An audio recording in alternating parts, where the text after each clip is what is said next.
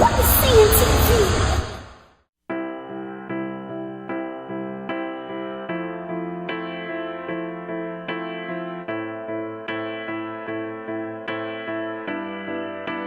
God in my living, there in my breathing, God in my way. Charles Spurgeon said this. He said, "I believe we slander Christ when we think we ought to draw men other than the preaching of Christ crucified."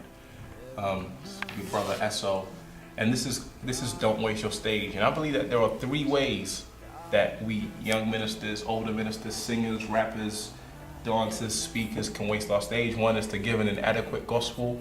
And when I say that, I mean that we're given a gospel which isn't the gospel at all. We're telling people, come and taste Jesus, come and try Jesus, come and do these corny things, which is seen in the Bible, but not ultimately the gospel. His death, burial, resurrection, sin, the law, wrath, hell, love, the cross, all those things which needs to be said in the pulpit. So when given an inadequate gospel, you therefore give no gospel at all. And trust me, I've been in the ministry for like just over 2 years, and I've seen people on stage speaking and saying nothing. People claim that they want to reach the people out in the streets, reach their man them, their girl them, whoever they want to reach, but they're not giving anything. They're not giving no gospel. It seems to me that, I don't want to say that they're ashamed of it, but there's something. And in doing so, they make it all about themselves, which is the third one. They make it about what they've done, what they've seen, where they've come from, this, that, and the third, all of this corny things that we don't necessarily need to hear. What we need to hear is, "For I am not ashamed of the gospel," like Paul said, "for why? It is the power of God unto salvation for everybody who believes." Most people quote that verse, but don't actually understand what it means. See, Paul is not ashamed because the gospel is powerful. It's what can save men. Your accurate words, your wisdom, your loftiness, your coolness cannot save people. What can save people is the gospel of Jesus Christ. The fact that all men are born sinners, and he who came, he died so that he died, and he who didn't know sin knew sin so that we could be made God's righteousness. That's the gospel. That is what needs to be preached.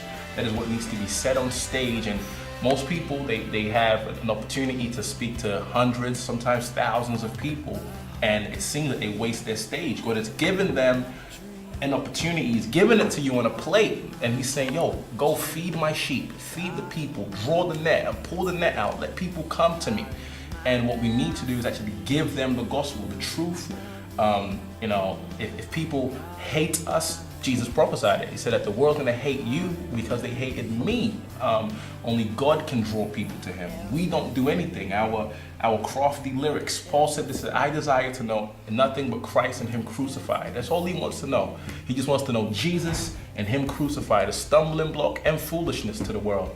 So my challenge to ministers, to singers, is to not waste their stage. Don't waste your stage talking about yourself.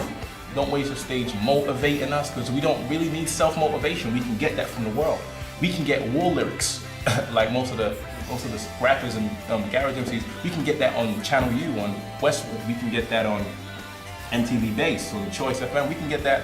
These secular things. What we really need is the gospel. And to finally leave, like Paul said to Timothy, he said to do your best to present yourself to God firstly as one approved, a worker who has no need to be ashamed, rightly handling the word of truth.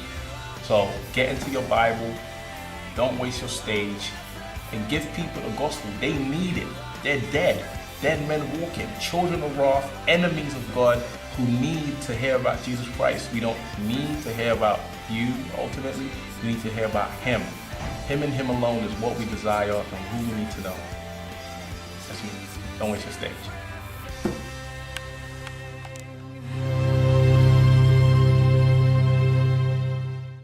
And one of my youngest, he told me this. He said, "How can you call yourself a gospel artist but not give the gospel?" Isn't that weird? That you're calling yourself an artist of the good news, but you don't give the good news in your song. You have no cross-centered message, no Christ-centered messages in your song. It's just about you.